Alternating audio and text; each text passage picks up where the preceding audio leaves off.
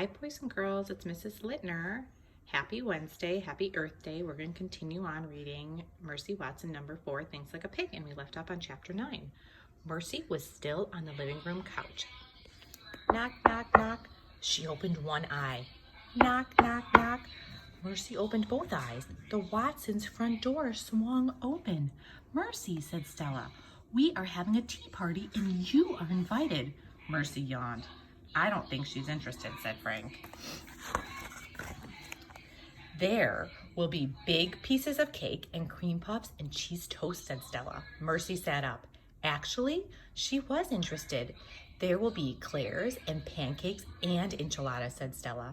Mercy was very interested. But, said Stella, if you come to the tea party, you have to wear a hat. Everybody at a proper tea party wears a hat. Mercy thought about hats. She thought about food. She got off the couch. She followed Frank and Stella out the front door. Chapter 10. Animal Control Officer Francine Paulette was on her way to 54 Decawoo Drive. Francine, she said to herself, you've never encountered a pig before. This is a career-expanding opportunity. There she is. At the corner of Creek and Wendigo, Francine spotted a dog. She stopped the truck. Hello, little friend, said Francine Paulette. Are you lost? Oof, said the dog. Just as I suspected, said Francine. No tags. Hop in. On Merkle Street, a golden retriever stepped right in front of Animal Control Officer Francine Paulette's truck. Tss, tss, said Francine Paulette. Foolish dog. He walked right in front of her. She stopped the truck. She got out. Quick, like a bunny, said Francine Paulette to the golden retriever. The golden retriever hopped in. Francine, said Francine Paulette, you are the best animal control officer in the history of animal control. Nothing can stop you, not even a pig. Chapter 11. By the time Francine Paulette turned onto Decawoo Drive, her truck was full of dogs. To catch a pig, said Francine, what I need to do is think like a pig. The dog in the back of the truck howled. Think like a pig, think like a pig, said Francine Paulette. She saw a man and a woman running down the street.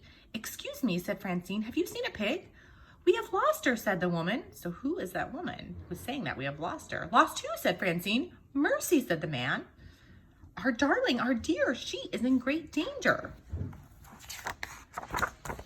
An unmentionable whore approaches, said the woman. An unmentionable whore, said Francine Paulette. Exactly, said the man. Alrighty then, said Francine. Thank you very much. She rolled up her window. You are on your own here, Francine, said Francine Paulette. The locals are as crazy as loons. The dogs in the back of the truck barked and growled. I know, Francine told them. Think like a pig. Chapter 12. Mercy was wearing a hat. She was watching Stella pour imaginary tea. She was watching Stella slice imaginary cake. Mercy was not having a good time. Where were the enchiladas and cream puffs? Mercy's stomach growled. Where were the pancakes and eclairs? Would you like some more, said Stella. Some more of what? Mercy wondered. She snorted. Isn't this lovely, said Stella. I don't think Mercy is happy, said Frank. Everybody is always happy at a tea party, said Stella. I'm not happy, said Frank. I'm hungry. Plus, I look stupid in this hat. Oh, please, said Stella. Here, have some cake. Chapter 13. Animal Control Officer Francine Paulette was scouting the backyards of Decawoo Drive. She leaped over hedges.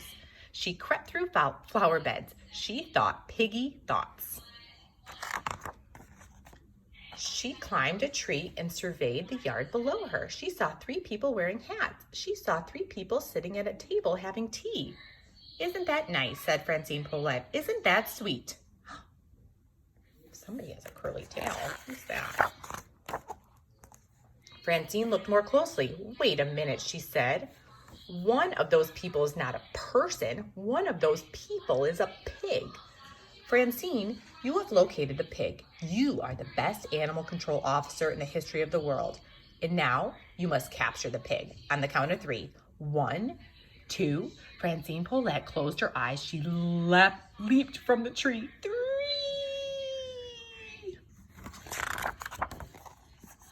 Chapter 14. Mercy decided that she had more than enough of nothing. She stood up. She was going home. Suddenly, there was a high-pitched yell. A woman fell from the sky and landed head first on the tea table. Stella screamed. Frank screamed louder. Mercy screamed loudest of all. One street over, Mr. Watson said to Mrs. Watson, excuse me, do you hear what I hear? That is our darling, said Mrs. Watson. That is our dear, and she is in trouble. Mr. Watson and Mrs. Watson started to run. Chapter 15. Animal Control Officer Francine Paulette rolled off the table. She wrapped her arms around Mercy. Think like a pig, said Francine. Mr. Watson and Mrs. Watson came running into the backyard.